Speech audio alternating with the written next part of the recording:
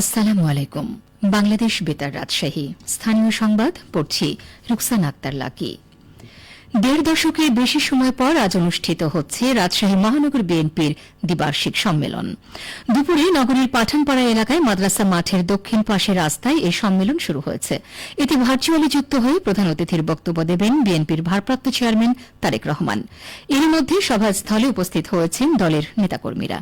এই সম্মেলনে অতিথি হিসেবে উপস্থিত থাকতে বিএনপির পক্ষ থেকে জামায়াতে ইসলামী এবং জাতীয় নাগরিক পার্টি এনসিপি সহ বিভিন্ন রাজনৈতিক দলের শীর্ষ নেতাদের আমন্ত্রণ জানানো হয়েছে। এদিকে সম্মেলন উপলক্ষে নগরী জুড়ে ব্যানার ফেস্টুনে ছেয়ে গেছে। দলের নেতাকর্মীদের মধ্যে উৎসাহ ও উদ্দীপনা বিরাজ করছে। দলের অভ্যন্তরীণ গণতন্ত্র চর্চা এবং ঐক্যকে প্রাধান্য দিয়ে নতুন নেতৃত্ব নির্বাচনের লক্ষ্যে এই আয়োজন করা হয়েছে বলে জানিয়েছেন নেতারা। বিএনপি চেয়ারপারসনের উপদেষ্টা, কাউন্সিলের সদস্য ও রাজশাহী বিভাগের সমন্বয়কারী বীর মুক্তিযোদ্ধা আব্দুল সালাম বলেন, বহু বছর পর বিএনপি একটা সম্মেলন করছে এবং এই সম্মেলনের মধ্য দিয়ে দলের ঐক্য ফিরিয়ে আনতে হবে। সমন্বিতভাবে একটি সম্মেলন সবার মধ্যে উপহার দেওয়া হবে। নওগাঁয় ধূমপান ও তামাকজাত দ্রব্যের ব্যবহার নিয়ন্ত্রণ আইন বাস্তবায়নে জেলা টাস্কফোর্স কমিটির সভা অনুষ্ঠিত হয়েছে। আজ দুপুরে জেলা প্রশাসকের সম্মেলন কক্ষে সভায় সভাপতিত্ব করেন জেলা প্রশাসক মোহাম্মদ আব্দুল আওয়াল। সভায় বক্তাগণ পরোক্ষ ধূমপানের হাত থেকে রক্ষায় পাবলিক প্লেস সমূহ ধূমপান মুক্ত করতে কার্যকর পদক্ষেপ গ্রহণের উপর গুরুত্ব আরোপ করেন। এ সময় Naogaon civil surgeon doctor Aminul Islam, অতিরিক্ত জেলা পুলিশ সুপার সুমন রঞ্জন সরকার, জেলা ম্যাজিস্ট্রেট সৈকত ইসলাম, সদর উপজেলা নির্বাহী অফিসার ইবনুল আবেদিন ও অন্যান্যরা বক্তব্য প্রদান করেন।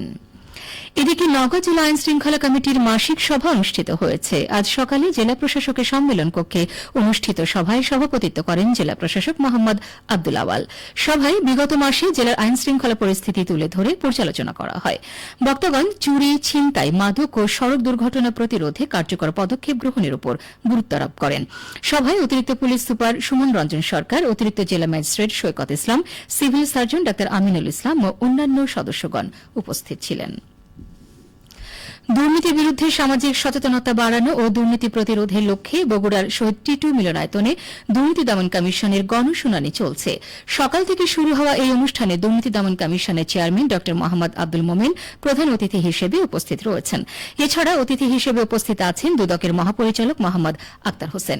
গণশুনানিতে সেবা প্রাপ্তিতে হয়রানির শিকার বা সেবা বঞ্চিত সংক্ষুব্ধ জনসাধারণ তাদের অভিযোগসমূহ বগুড়া জেলার সব সরকারি দপ্তর প্রধানদের উপস্থিতিতে কমিশনের সামনে তুলে ধরেন। একই সঙ্গে সেবা বঞ্চিত জনসাধারণের উত্থাপিত অভিযোগের বিষয়ে দুদক কর্তৃক তাৎক্ষণিক সিদ্ধান্ত গ্রহণ করা হচ্ছে। সরকারি পরিষেবা প্রাপ্তি নিশ্চিতকরণ এবং সরকারি কর্মকর্তাদের মাঝে সততা, নিষ্ঠা, জবাবদিহিতা ও মূল্যবোধ বাড়ানোর মাধ্যমে দেশ থেকে দুর্নীতি নির্মূল করাই এই গণশুনানির মূল অভিপ্রায়। গণশুনানিতে জনসাধারণের সমাগম কল্পে বগুড়া সদরের বিভিন্ন এলাকায় সপ্তাহব্যাপী মাইকিং, পোস্টার, লিফলেট বিতরণ, বুথ স্থাপন করে অভিযোগ সংগ্রহ, অভিযোগ বাক্স স্থাপন সহ বিভিন্ন গণমাধ্যমে দুদকের পক্ষ থেকে ইতোমধ্যে ব্যাপক প্রচার প্রচারণা করা হয়। গণশুনানিতে বগুড়া সরকারি দপ্তরের বিভিন্ন পর্যায়ের কর্মকর্তারা উপস্থিত রয়েছেন।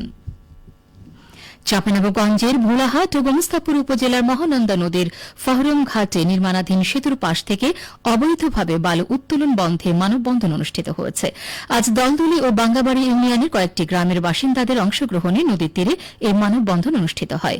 ঘণ্টাব্যাপী মানববন্ধনে বক্তারা বলেন, নির্মাণাধীন সেতুর নিরাপত্তা রক্ষা করা জরুরি। সেতুর পাশে ড্রেজার মেশিন দিয়ে যেভাবে বালু উত্তোলন করা হচ্ছে তাতে ভিত্তি দুর্বল হয়ে ভবিষ্যতে বড় দুর্ঘটনা ঘটতে পারে।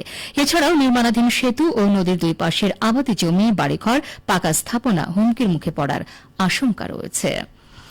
এদিকে চাঁপাইনবাবগঞ্জে মৌসুমে দ্বিতীয় দফায় পদ্মা, মহানন্দা ও পুনর্ভবা সহ প্রধান নদীগুলোর পানি বৃদ্ধি পাচ্ছে। এতে নিম্নভূমি ডুবে যাওয়ায় পানিবন্দী হয়ে পড়েছেন নদীর তীরবর্তী বিভিন্ন এলাকার প্রায় ২,০০০ পরিবার।